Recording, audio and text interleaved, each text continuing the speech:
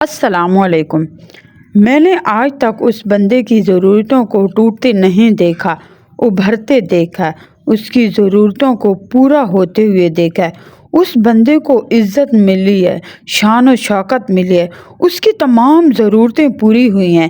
یہ کوئی ہماری ایجاد کی ہوئی چیز نہیں بلکہ صدیوں پرانے عمل ہیں، صدیوں پرانے ہمارے اکابر کے عمل ہیں، اور صدیوں سے یہ ہمارے بڑوں کی ترتیب ہے۔ زندگی میں جب بھی کہیں مشکلیں آئی ہیں، اولاد نہ ہو، رزق میں تنگی ہو، عزت اور سکون زندگی میں ختم ہو گیا ہو، جادوؤں نے گھیر لیا ہو، بندشوں نے تباہ کر دیا ہو، میں نے آج تک اس بندے کی ضرورتوں کو ٹوٹتے نہیں دیکھا بلکہ ابھرتے دیکھا ہے۔ میں نے آج تک ان کی ضرورتوں کو پورا ہوتے دیکھا ہے۔ میرے آقا کے گھرانے کو جس نے بھی ہدیہ کیا، اعمال کا، پیسوں کا صدقہ دیا، کسی غریب کو سوٹ دیا، کسی غریب کی کوئی ضرورت پوری کی، اس کا ثواب حضور صلی اللہ علیہ وسلم کے گھرانے کو ہدیہ کیا۔